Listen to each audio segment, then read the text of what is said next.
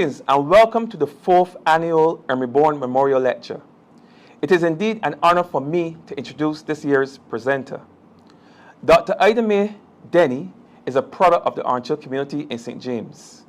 She was educated at St. Silas Primary and the Alexandra School. Upon graduation from Alexandra, she entered the field of education, where she remained for 46 years until her retirement on December 31st, 2019. Of those 46 years, she spent 16 as a teacher, 20 as an administrator in the Ministry of Education, rising to the level of Deputy Chief Education Officer, and for the last 10 years as a development banker in education with the Caribbean Development Bank. Dr. Denny is the holder of several academic qualifications: a teacher's certificate with distinction from Erdeston Teachers Training College, a Bachelor of Arts degree and a certificate in Education, Management and Administration from the University of West Indies Cave Hill campus, a Master's of Education degree in the teaching of reading from Howard University, a certificate of Advanced Graduate Studies, and a Doctor of Education in Educational Leadership, both from Cambridge College in Boston, Massachusetts. She has also completed a diploma in the Management of Change with Cornell University. Dr. Denny has contributed significantly to the development of education in Barbados and the region. Her service to education at the policy level has also extended internationally. She has worked with the Organization of American States, the Commonwealth Secretariat, the Commonwealth of Learning, and the Inter-American Development Bank, as well as CSC. While at the Caribbean Development Bank, she also represented the bank on several committees organized by CARICOM, as well as the Transformation Task Force of the University of Guyana. Dr. Denny was also the founding president of the Barbados Association of Reading and is currently serving as the director of the Education Reform Unit in the Ministry of Education, Technological and Vocational Training. Here to speak to us on the topic Transforming Lives in a Post-Pandemic Barbados through the Reimagining of Education, please join me in welcoming Dr. Idamay Denny.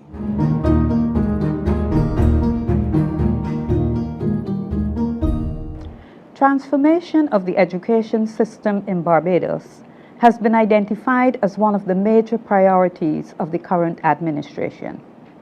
In recent times, there have been significant developments emanating from the Fourth Industrial Revolution and the global technological thrust which are driving the digital transformation of economies. Education is a major part of this technological push, with mobile technologies transforming the modern classroom.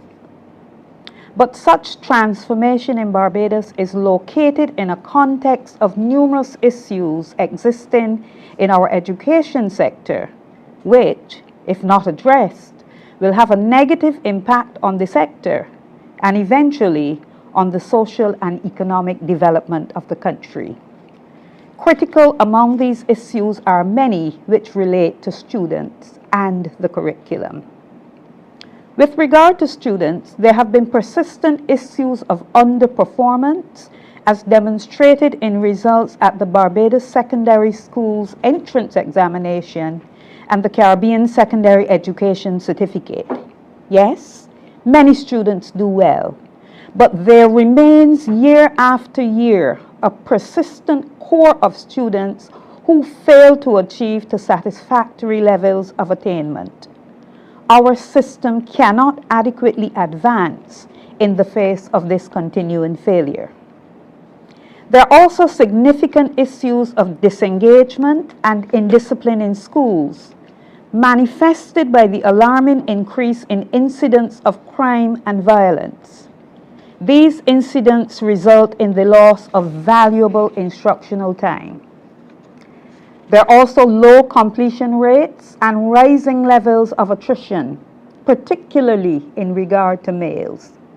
And this is positively correlated with not only an increasing incidence of crime and violence, perpetuated by many of those young men who populate the blocks across the island, but also with the growing level of youth unemployment in the country.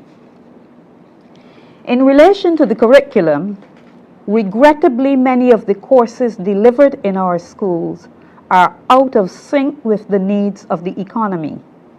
And even when students graduate with adequate qualifications based on subject offerings within the school, some encounter difficulty in matriculating into programs of higher education or obtaining employment. The reason is often the misalignment of their qualifications with the requirements of higher education institutions or the needs of the world of work. Our challenges also include learning crises in literacy and numeracy, lack of access to quality education for children with special educational needs, and irregular and insufficient training for teachers. It has therefore been recognized that the traditional approaches to teaching and learning will serve little or no meaningful purpose as we seek to address the needs of this generation of learners. The advent of the COVID-19 pandemic has highlighted the stark reality of the problems we face. The pandemic has had substantial impact on the global economy, with real GDP falling by 3.6% and merchandise trade declining by 5.3% in 2020. These economic impacts have also led to the loss of approximately 114 million jobs worldwide, which the International Labour Organization estimates has led to $3.7 trillion in lost labor income. In addition, at the beginning of this month, that is September 2021, almost 222 million people worldwide had become infected with the disease, and over 4.5 million persons had lost their lives. Barbados has not escaped these effects. The economy has been shut down, jobs have been lost, persons have been infected, and unfortunately, some of them have lost their lives. The pandemic has also brought about significant changes in the delivery of instruction as we know it, and it has by itself created a new set of challenges for education in Barbados. These include the engagement of parents and communities in the education of our children, expansion of the digital divide with children from poor and vulnerable households lacking access to devices at the beginning of the pandemic, uneven internet coverage leading to equity concerns, the inability for various reasons to reach students in the most disadvantaged households, increased workloads and stress for teachers, significant learning loss across the board, but especially by the most vulnerable students, teacher discomfort with the new mode of instructional delivery, and monitoring of the new modality for the delivery of instruction.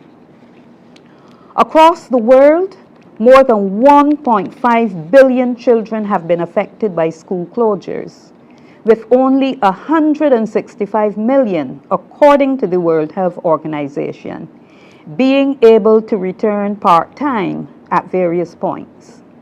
In Barbados, we have been forced to close schools for face-to-face instruction on more than one occasion, culminating in substantial learning loss, 2 to 24 months, for children in basic education, according to a study commissioned by the Caribbean Development Bank investigating the impact of the pandemic on Caribbean education systems. It is clearly obvious that children from poor and vulnerable backgrounds are the ones closer to the maximum level of learning loss, and the system must therefore find ways to address the inequities which will arise and expand as a result. This is critical because at-risk children must not be left behind. but also because children who are well educated are more likely to be engaged citizens. They're more likely to engage in preventative health care, which is vital in situations like the pandemic. They score higher on levels of tolerance and good citizenship. They are more likely to vote, to volunteer, and to set positive standards for their own children to follow. So the transformative power of education is indisputable. But unfortunately, the education of many of our children from vulnerable backgrounds has suffered as a result of a number of factors which have impacted their ability to access online classes since the advent of the pandemic.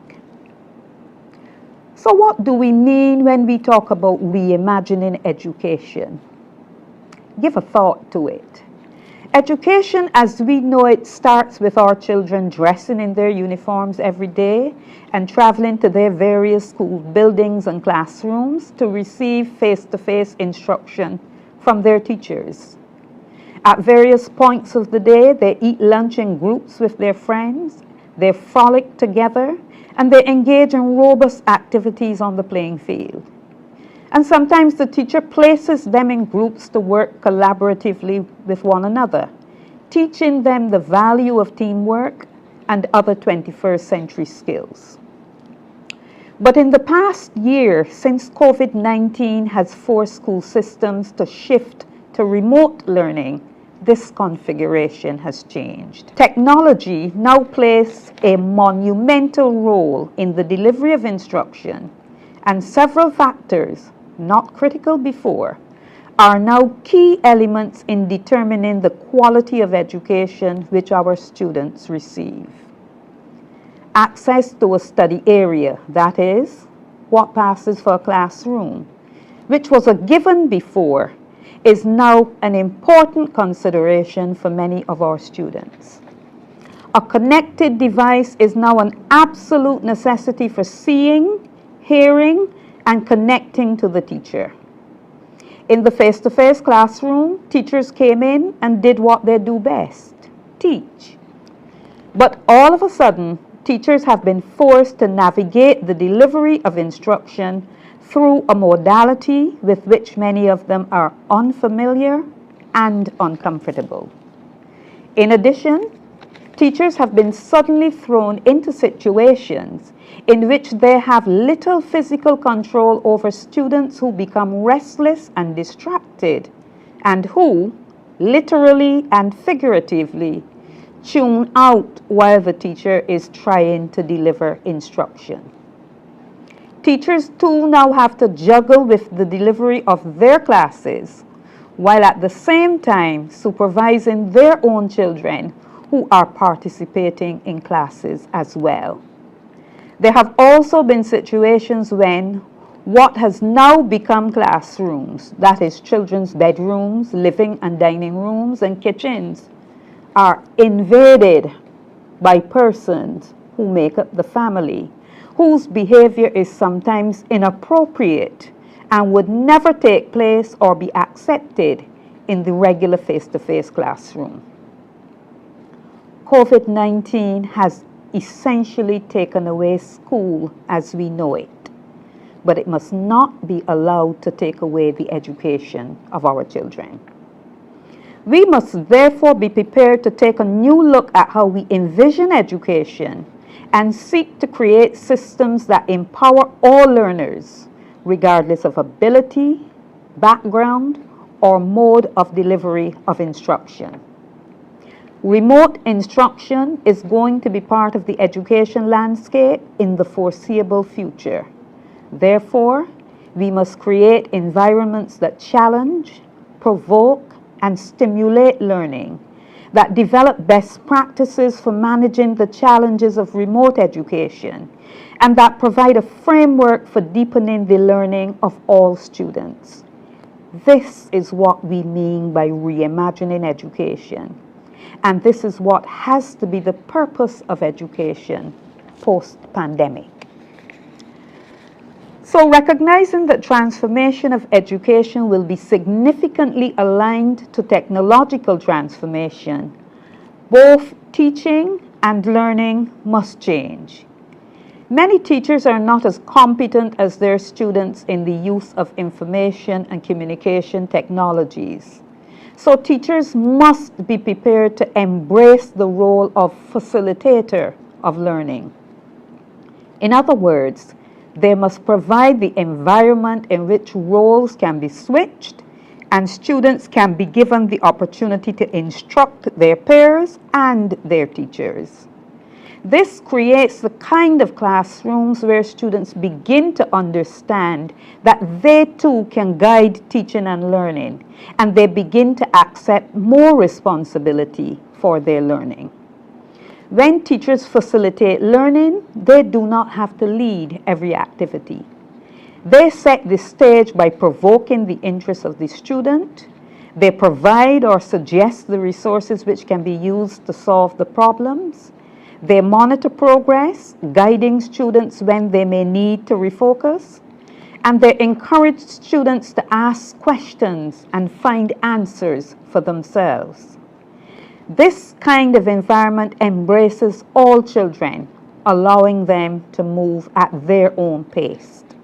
In the current remote context in which we are operating, teachers may actually achieve more success by stepping aside, letting students create, and providing the validation students require to develop the confidence to see themselves as explorers and innovators and developers of new knowledge. The empowering thing about this way of operating is that it can be facilitated across all modalities of teaching and learning. Teacher preparation and professional development programs must therefore be reshaped. Since technology will undergird all instruction, teacher preparation curricula must be reformed to include the infusion of technology. This will allow teachers the consistent practice which is required to develop proficiency. The focus of such programs must be manipulating of the technology rather than just learning about the technology. Teacher trainers must be able to model the teaching strategies and methodologies they expect teachers to use so that the teachers understand from a practical perspective and learn how to model themselves. When teachers get back to the classroom and encounter situations in which they acknowledge that students are better than they are in the manipulation of the technology, they should adopt their facilitative role and encourage such students to model the strategies as well. Teacher training programs and continuing professional development must also be built around project and product development, which are collaborative and innovative, and which encourage the use of technology to solve real-life problems. Such problems should incorporate the use of cognitive, analytical, critical thinking, kinesthetic, creative, and problem-solving skills, with student teachers working together to come up with relevant, appropriate solutions. Pencil and paper tests will not be the element by which these projects are judged. Instead, assessment will be based on evaluation of the quality of the response to the problem as a major mechanism for evaluating learning.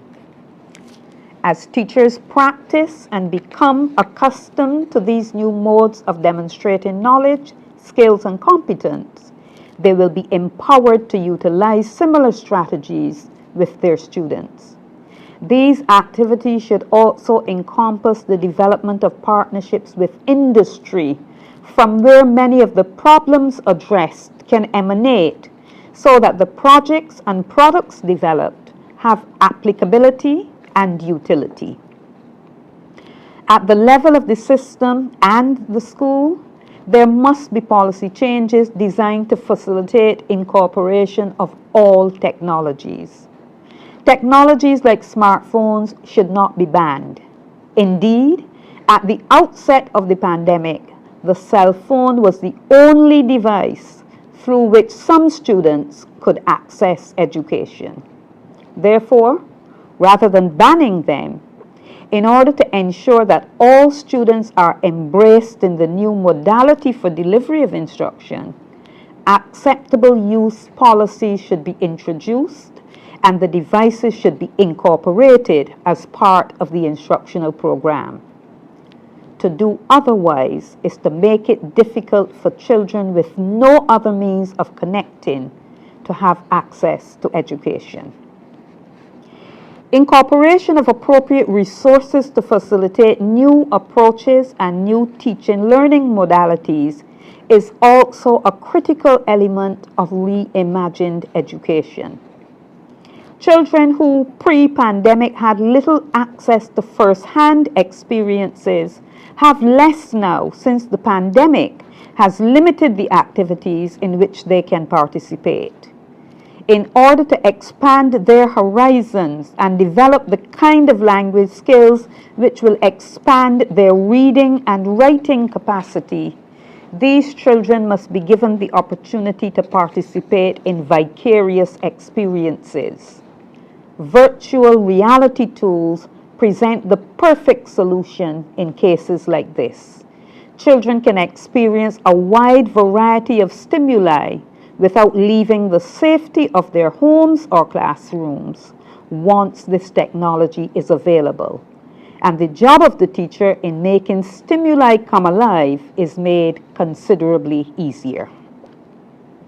In addition, tools that personalize and individualize feedback are critical in helping teachers to implement differentiated instruction. It is more difficult to effectively supervise differentiated groups in the online classroom than it is in face-to-face teaching. But where teachers are afforded the opportunity to employ tools which allow students to move on with learning without having to wait on the teacher, teachers are freed up to provide more individualized attention to the students with the greatest need. Further, the provision of tools which incorporate options for demonstrating that learning has taken place allow teachers to assess student progress through assessment modalities other than paper and pencil tests. Lastly, gamification tools present an opportunity to address the disengagement currently existing among many of our students. The attention of students is captured when they are playing games or participating in activities in which they can be creative. Gamification tools allow for these two things to happen, and children are learning even though it looks as though they are simply having fun.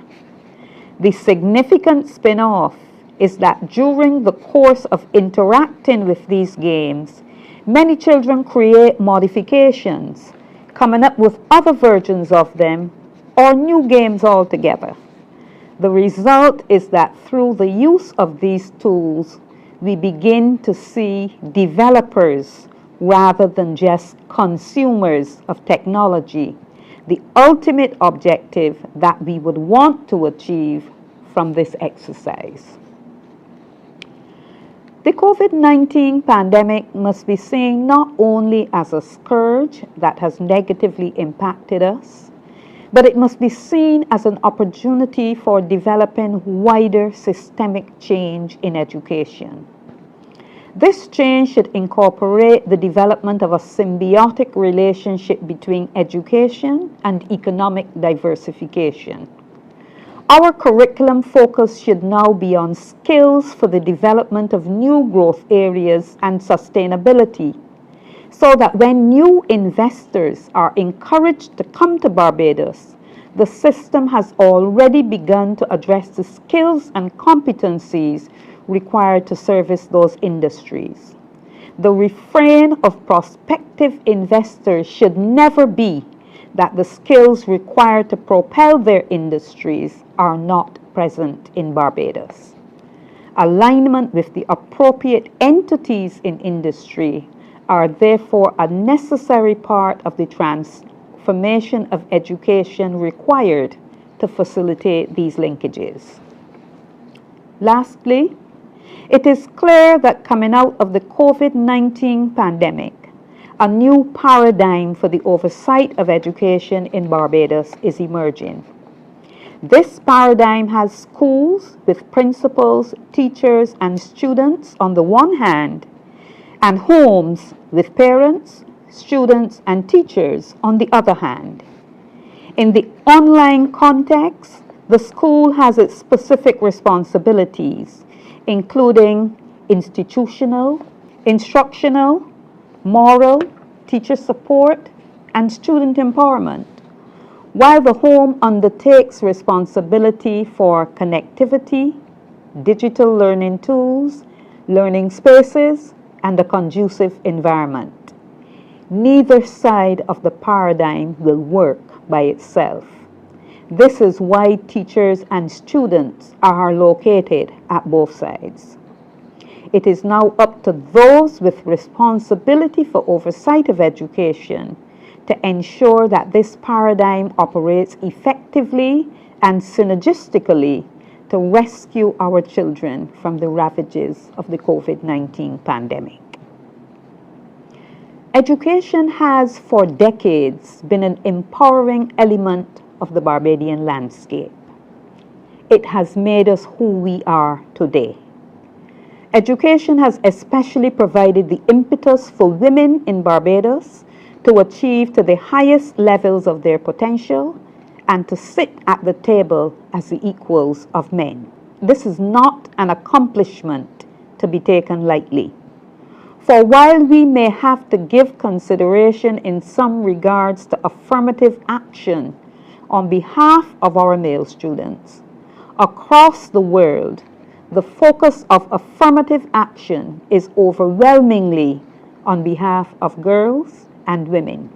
Indeed, UNICEF and UNESCO have both expressed the fear that the pandemic will be a serious setback to the education of girls in some parts of the world, as they may not be able to return to school because of its economic impact. This is not an issue for Barbados, but it reminds us that we have to very zealously guard the advancements we have made in education, and we must therefore seek to ensure that those who need education the most do not cede the achievements which have been hard won.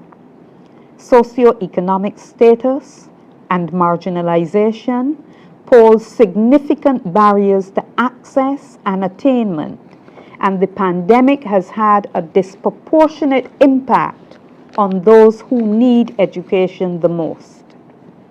We must redouble our efforts to serve the needs of those children most impacted, to ensure that Barbados remains a place in which persons from all strata of society can thrive and transform their lives and the lives of their family as a result of having access to education.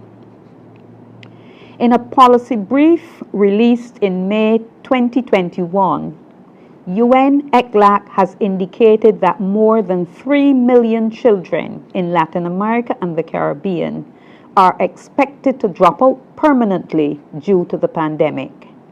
This has implications for crime rates across our countries. The brief goes on to add that already high youth unemployment rates will also be exacerbated. Lastly, but very critically, the brief concludes that there will be a loss of approximately $1.2 trillion in eventual lifetime earnings for children deprived of education opportunities as a result of the pandemic. This, of course, has implications for issues of poverty across the region. If we are to transform the lives of our citizens in the future through the provision of good, sustainable employment, it has to begin today in the education sector with a series of actions that recognize and acknowledge the necessity for recreating the way in which we engage our students, so that regardless of the mode by which instruction is delivered, they will all be the beneficiaries of a product that assures their future.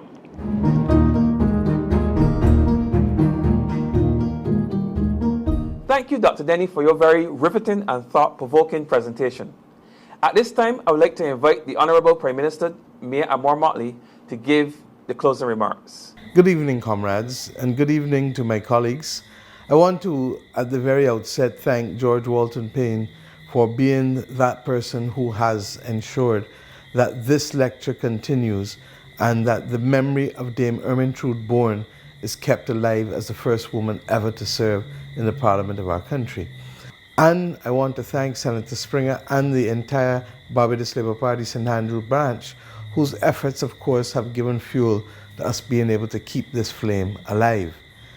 Of course, we all know that Dame Ermie represented and reflected the values and commitment to education, to healthcare, to community well-being, to social well-being of Barbadians, especially at a time when there was much deprivation.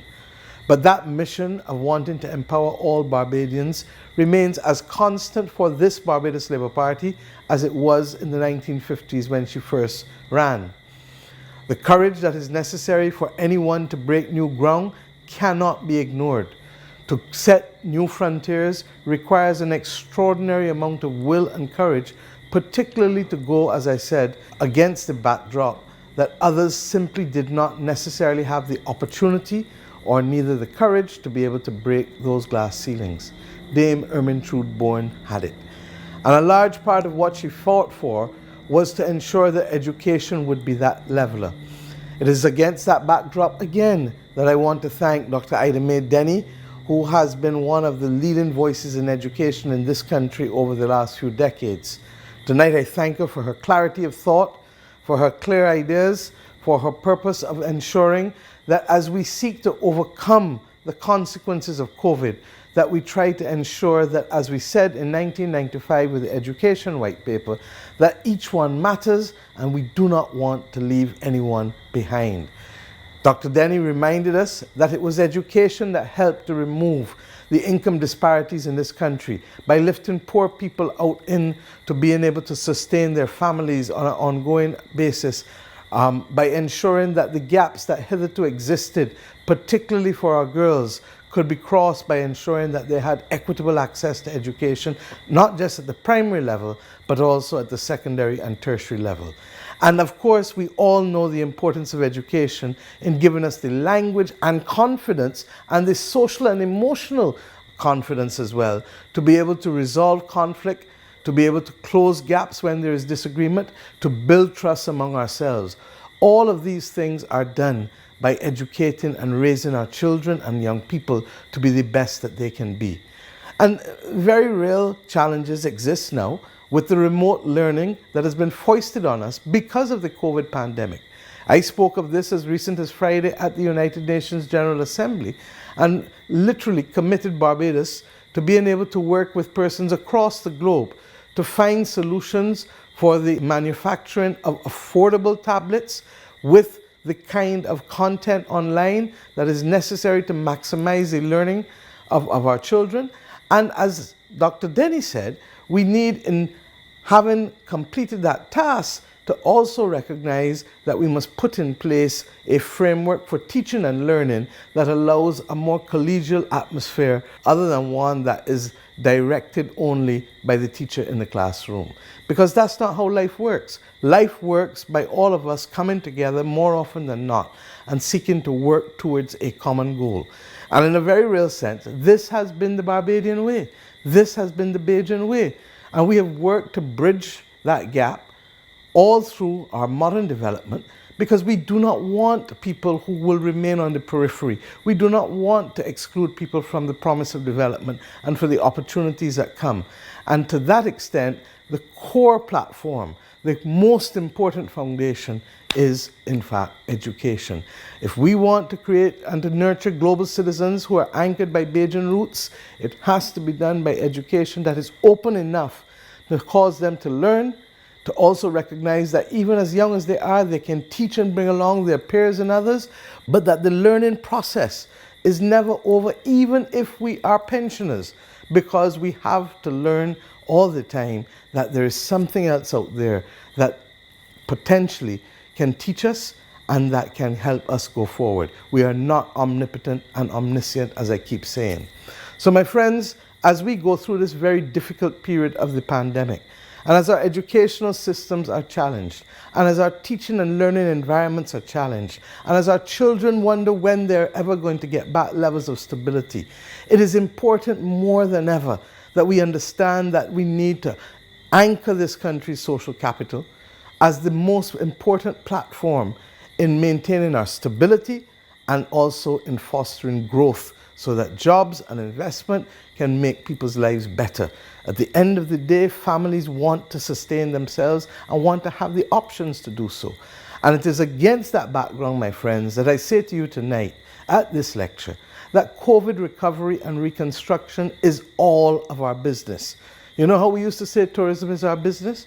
Well, I'm here tonight to tell you again that COVID recovery and reconstruction is all of our business. It's not just the responsibility of the Ministry of Health or of government or of parts of the labor movement or of parts of the private sector. It is the responsibility and business of every Barbadian individual, every Barbadian family, every Barbadian community, every Barbadian sector. And I say to us that we may go a different way from others, but never doubt our commitment to the journey or to the destination. But we must carry our people always, because we live on 166 square miles. And the most important thing is for us to be able to understand as Barbadians where we want to go. And I therefore say, if we want to save lives, we know that we can't be risking lives at the same time. And if we want our visitors to feel comfortable in our country, we know that we cannot be making them anxious by the things that we do or don't do when they come to visit us going forward in this COVID pandemic. Indeed, we need our children, my friends, back into school and learning as best as they can, such that everyone is necessarily required now to play their part. And if we do that, if we all play our part, why wouldn't it be possible for a teacher and 24 students once again to be gathering in a room in our country and having that learning teaching environment? It doesn't mean that you still don't use elements of online learning when necessary, but it is the choice of the teacher and it is the choice of the school as to how learning is then delivered. To that extent, my friends, I trust in the Barbadian way. And I believe that the Barbados Labour Party has always trusted in the Barbadian way. To that extent, my friends, let us continue on this journey. It is challenging, we know that. But it is not just challenging for our country, it is challenging for the entire world. And equally, we know as Barbadians how to overcome challenges. And the example of Dame Ermie Bourne, a woman going where no woman had ever gone before in the 1950s, being willing to stand up and be counted, and to put the perspective of Barbadian women before the electorate, and to fight for the things that she believed were causing the divisions that needed to be bridged in order to ensure that every child and every Barbadian could have the opportunities that should be their God-given right to have. I thank the people of St. Andrew, I thank George Walton Payne, I thank Senator Springer, I thank the branch of the Barbados Labour Party for once again ensuring that we do not forget what the mission is. And I want to thank them as we put our best foot forward to make the best possible Barbados that we can make. Because if ever it was required of us, it is now as we fight this major pandemic. Thank you, my friends, and I look forward to working and walking with you on this journey. Thank you.